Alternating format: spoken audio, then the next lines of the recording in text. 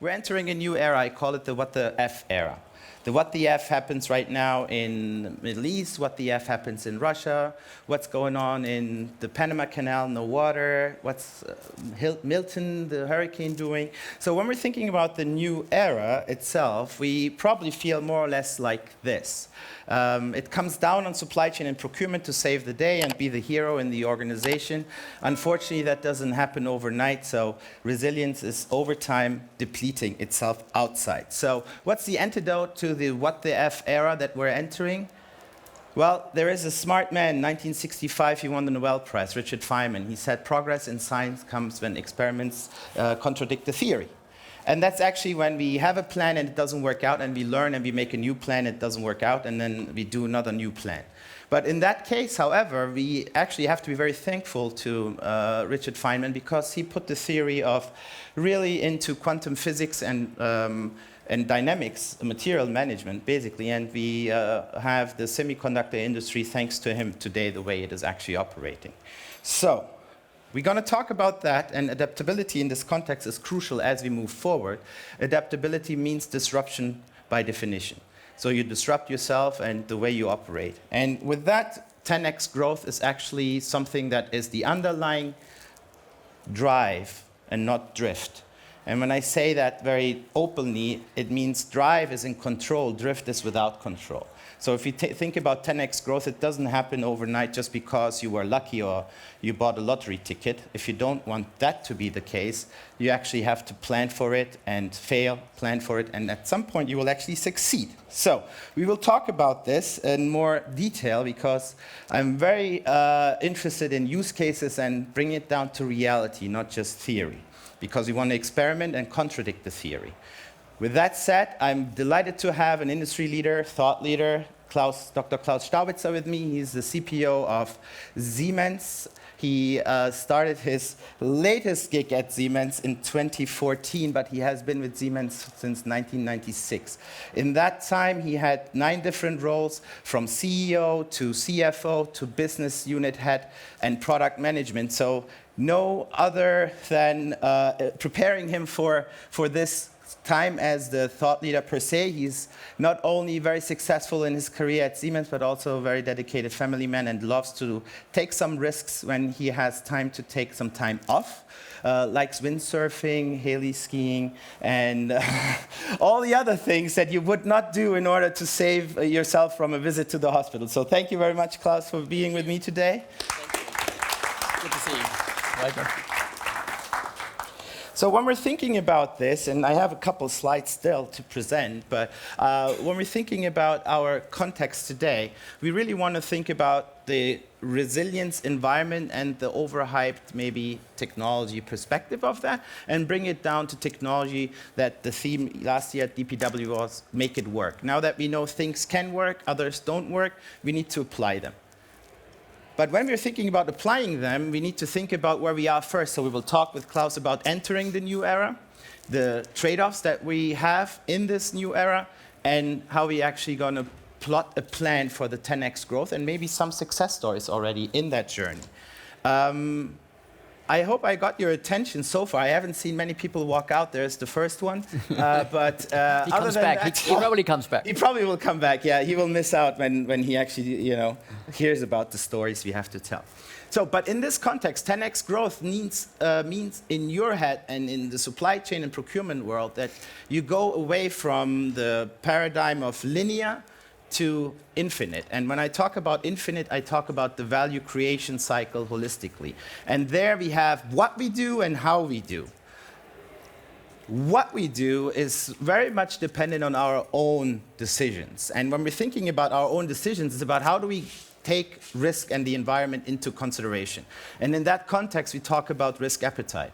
Latest research I ran, unfortunately, still says less than 10% of companies have a formalized risk appetite with key risk indicators that they are tracking. That means we're basically going about our day without knowing what is okay to do and what's not okay to do. What then is needed, once you have that, is the visibility. And we have had that narrative of supply chain visibility for the last 3 years, an overhyped term in that context, but what does it really mean? We'll cover that with Klaus. Last but not least, it's the understanding of our enterprise to actually deal with this. So our capacity to deal with the risk, and are we underutilizing or overutilizing our luck, or is it more capability? And when we're thinking about that, what we can influence is internally the people, process, and technology. You've heard that a lot of times. And that's actually where the resilience is. The resilience is not in the outside world where things just happen. Just because you want doesn't mean that the Panama Canal has now water. Just because you don't want, Iran doesn't necessarily launch a missile attack because of your feelings. It's not going to happen that way. So things will happen, and they happen more and more, and we see the convergence. And what I mean by that convergence specifically is the geotech conversion, or convergence in that context. So we see geopolitics, supply chains interact a lot. You remember Russia, Ukraine very well, and Siemens issues in that context. Where we want to bring it down in our conversation today, and then I'm going to pause and let Klaus speak a little bit and bring it down, is where sustainability risk lies is truly mission critical in the center. And that's not just a talk because we're sitting here and then we go to the boardroom and we talk about profits. It's because sustainability risk needs to be understood differently. Sustainability is a business. And what that means is that it makes your business more profitable. It makes your business more resilient. And it's not just costing you more, it actually brings you more than that. And it's mainly driven in the P&L, and we will get down to that as well. So Klaus, with no further ado, let's start with some softball questions, right? Like, let's do that to begin with. Sustainability is the most critical point in a lot of agendas right now. You have been on this journey for quite some time. What is yours and Siemens' take on this? And I know you have been very vocal about this. Give us a little bit of that flavor, what a higher purpose organization means to you and to your folks at Siemens. Yeah. Maybe before I come to the question, yes. I very much like your expectation management. Okay. Because I felt now very pressure, because okay. There you go. It's pretty complex, and maybe we come to the next slide. So that gives you kind of a framework in which you are thinking when it comes to procurement and supply chain within Siemens. And what you see here, this is the idea of transforming the function from a pure cost cutter to a value creator. Because we realized over the last years we were very much focused on price, productivity only. So then we realized, and that goes together with the statements of the professor this morning, there are two axes which are relevant. One is the digital and artificial intelligence lever, which makes our processes more efficient and more transparent. And on the other side, that's the integration into the business. I mean, it's an old story that procurement is the most cross-functional department, but when it comes to the real situation in many companies, there is still the situation that somebody has a purchasing order, throw the purchasing order over the fence, and the purchasing guy has to buy for the best price. Okay? So what does it mean to be integrated into the business? We, as procurement and supply chain, we have to earn our place at the decision table and should not wait for an invitation. So we got to have data, transparency, solutions, and value for the business to make a difference for the business.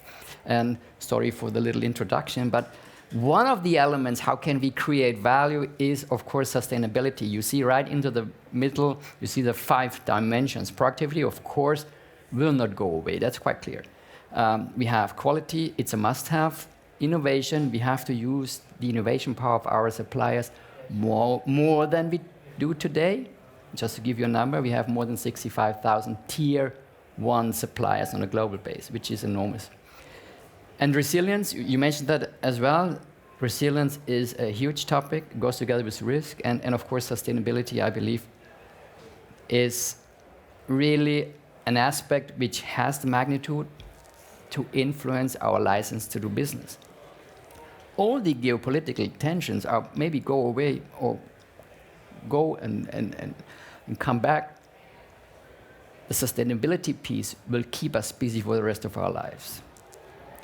And when we talk about sustainability, now I'll come to your question, is not only CO2, it's also our basic processes, like ready for business processes, like code of conduct. Has every supplier signed the code of conduct, which is not easy if you have this huge number of suppliers.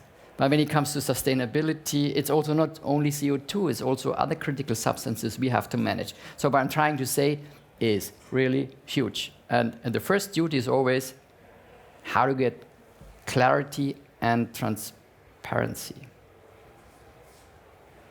That's for me the fundamental question. In that context, it's important to talk about taking control, and in that, you need to create a value chain designed to execute, right? You have produced a value chain design that is very candid internally and bringing it down to specific success factors I want to highlight a little bit.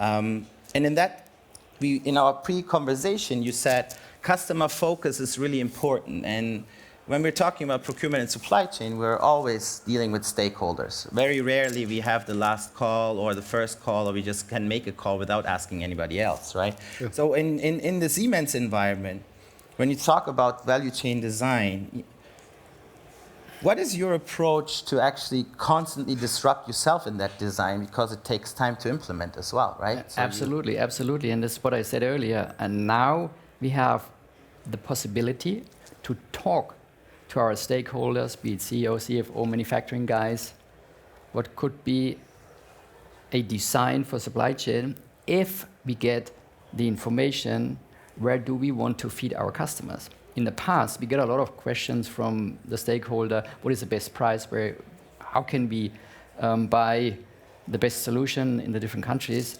And then we turn it around and said, before we come to the question, please, can you give us an overview? Where do you as a business want to grow? Is it in China? Is it in India? Is it in the US? Based on that, we have to think about how can we feed the growth with our own value chain? So in other words, what are the core competencies in our own value chains? And typically, there is, I would say, a legacy of old value chains based on development over the last 10 years, which we constantly have to question, is it the right approach? Give you a little example. Years ago, we had a discussion with our manufacturing guys. Do we buy cables and connectors for connected cables? Because we did it in-house. We produce connected cables in-house, which I believe it's crazy, because we had tons of suppliers for cables, we had tons of suppliers for connectors. It's a simple example, but it took us a while to convince the organization, if we buy connected cable, which we believe is definitely not our core competence, hey, we can take our complexity in our own supply chain. And it's just a little example. There are many more. So once we are clear what is our own value chain, then we come into the game and can describe what's the best sourcing strategy for that. And with all the geopolitical tensions, now it's getting more and more complex, because if you want to deliver something in the US, you cannot use parts or software from the Chinese guys, or it's even a high risk.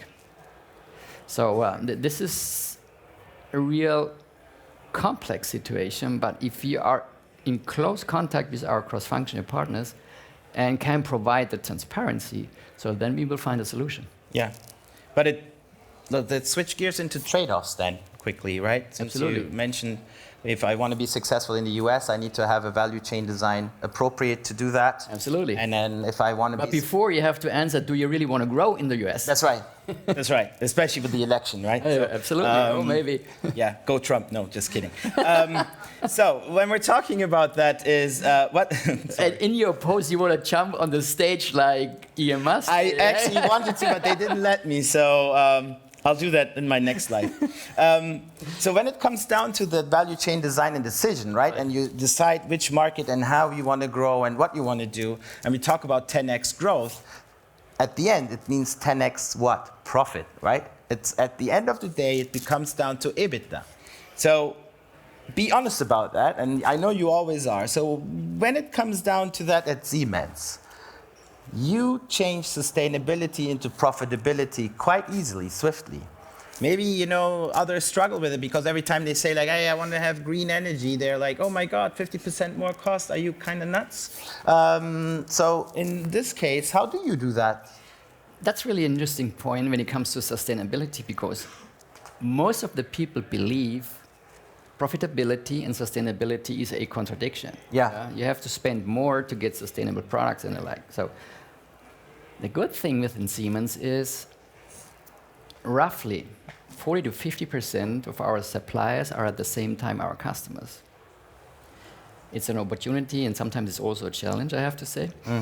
And maybe 50% also of the audience is either our customer or our suppliers, I don't know, and the rest is former colleagues, which is even more challenging. What I'm trying to say is whenever we talk together with suppliers, what is their, for example, carbon footprint? Then we can offer our suppliers our portfolio. So we have a lot of products and systems, building efficiency stuff and the like, to improve their carbon emission, carbon footprint. Yeah. And that is, meanwhile, the next level of value. That means we, from procurement, we can open the door for the sales guys and contribute to the top line, which was impossible from the pure thinking 5-10 years ago. If somebody would have said, hey, we procurement guys, we can add to the top line, they probably would have said, are you crazy? Do your job on the productivity side. Yeah, get the hard savings, right? Soft savings don't count. Yeah. So this is really interesting to see. Yep. When we're thinking about that, right, and you deploy technology in this context quite a bit, right?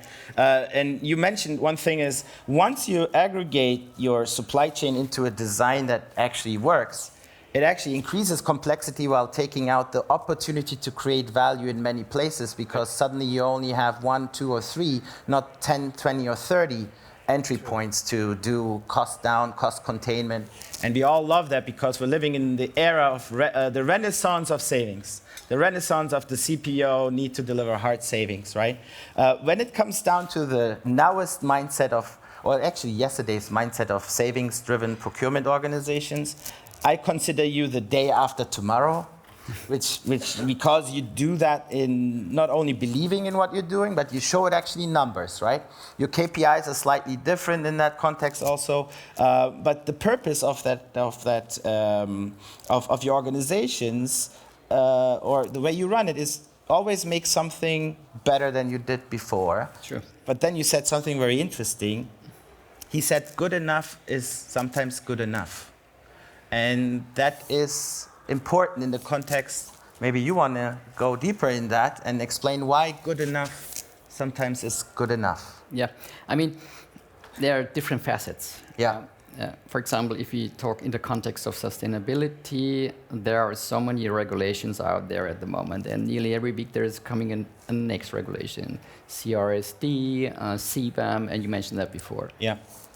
So within the company, and maybe we had a not so easy history when it comes to compliance, we have the tendency that we want to deliver gold standard for each and every regulatory topic. Yeah.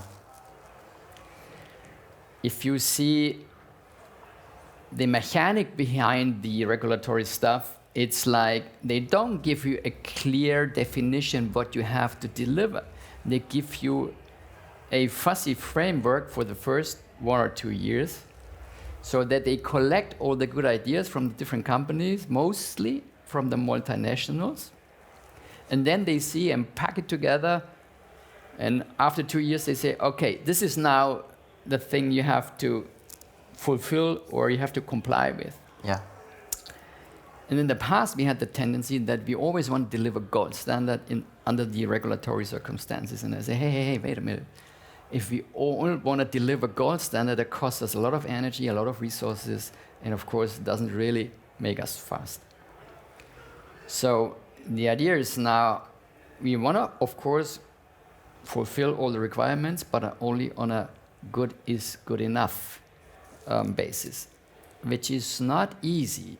You need transparency to understand what is really good enough, and you don't want to be below the good is good enough. Yeah. And for that, we also use, of course, we use our digital technology. Maybe you see more tomorrow on stage. That's a real advantage which we have in our company, that we can analyze stuff based on digital twins. And it allocates your resources where it's more effective. It makes us brutally fast and transparent. Yeah, when we talk about like people process technology, that's where you put where it's actually going to end up in the profit zone, as you said, right? So in that context, you have an interesting concept where you talk about 3 factors that are important and maybe also could be adapted in your environment. One is the digital mindset, one is the digital leadership, and then, of course, in the middle of that is data and data management. Data and data. Dirty data, clean data. Right. So when we're thinking about that, you're basically in a mission to make that work, right? Right. And when we're thinking about that, I think the context of AI comes up, and I tried not to say that the entire thing, so at the very end I had to drop it. But you're not only experimenting with it, you're also contradicting your expectations when you start on the journey, and some success stories would probably help you also get engaged and energized with it. So what would be like a good example where you have connected those 3 dots and you thought this is a good use case and you just went for it and you experimented? As I mentioned before, I guess the digital twin technology is a very good use case. So what does it mean? Just to give you a simple example. Imagine we want to produce that kind of stuff, okay? So typically in the past, you did some kind of design phase, and then once you have a prototyping, and then you go down for a production line, and after that you have some testing, and so on and so forth. It was very much sequentially, okay? So with our twin technology, our folks from DI Software, that's the business unit where we have the capabilities. Maybe you heard about Teamcenter or something like that. Some of you might be familiar with this. Within Teamcenter, you can create a digital product twin at the first step. A digital product twin on a photorealistic basis. So that's the reason why we are cooperating with NVIDIA, for example. So it looks really real, okay? Then, without producing the stuff, you can create your production line. You can include, for example, brownfield manufacturing lines. So without producing it, you can do it like it is real in the production line. And after that, you can test the stuff in the digital performance twin. So these are the 3 digital twins we got from our colleague from DI Software. And based on that technology, we developed our digital cost twin. So in other words, we can easily check what are the different pieces in there and what are the cost elements. Why we are able to do so? Because we know what are the process times in the manufacturing part. We know what are the different material costs. So we put all together this knowledge to create a digital cost twin. And sometimes we get more transparency from products we buy from our suppliers, which they even had. So on top of that, and by the way, we do this since the last 10 years, and we have nearly every year roughly 11 to 12 billion euros spent, which we analyze. So we have a lot of data points in our data lakes, which I believe is so relevant, because if you just have an analytics, and I saw some of the guys out there, they have cool analytics, but if you do not have the right data, it's just a damn analytic, okay? On the other side, if you do not have the right quality in your data, it's just data without any value. Yeah? And on top of that, we created a digital green twin. So we also can analyze now the CO2 footprint of that stuff right away with more or less 1 camera shot. So this is, for me, kind of a 10x moment. Yeah. And we can scale. Yes. We learned the last 10 years to scale, and this is so vital, and it goes back to what you said, the mindset. If you convince your people, and it's a pure culture transformation, it makes their life easier. It's not a threat for these guys. then you can change the digital mindset. And the other thing, and it goes back to the leadership stuff, in the past, we were trained, if we want to transform something, we have to bring down the message from top down, okay? And we sometimes forgot the natural law of communication. Always the receiver decides what comes through of a message. Yeah, and in the past, we run out, explain the organization what they have to do, and in that case, we turn it around. We try to do a bottom-up approach. Yeah. And that was very successful. So I guess we are overdoing the time, I know, right? I know. I mean, you know, in good old-fashioned, what are the 3 things you want the audience to do in the next 2 days and maybe Monday back in the office? I have one, but you go first. I would say make life easier for your people by using these AI solutions. Yeah. And then really scale like hell. Yeah. That's the real moment. So many companies can do a proof of concept stuff. And it's easy. But the real good companies, they can scale like hell. That's the 4th S that we heard in the opening of the DPW survey. We did not know they're going to say that, so independently we came to the same conclusion, and we have not only the conclusion but a real-life example in front of us. My recommendation to you on Monday would be, if you don't have a playbook for technology and AI, and you don't have a budget, don't expect it to just come out of nowhere. You have to fight for it, and you have to make it happen. In the last survey I ran just this summer with German companies, over 100 CSEOs, CPOs responded. They have actually, 25% of them have $0 allocated to technology investments. So well, every 4th of you has $0. So being here doesn't really matter because you can't buy it anyway. So if you want to buy it, go out to the expo booth. If you want to have analytics, you know, I have to throw in the disclaimer commercial. Like, stop by our booth, Everstream Analytics, and I'm really delighted to have you today with me here, and tomorrow your keynote, so don't miss it. You're going to learn way more than you learned today from this. No, it's going to be equally good. How about that? I don't know. So thank you, everybody, and appreciate it. Thank you. Klaus. Pleasure.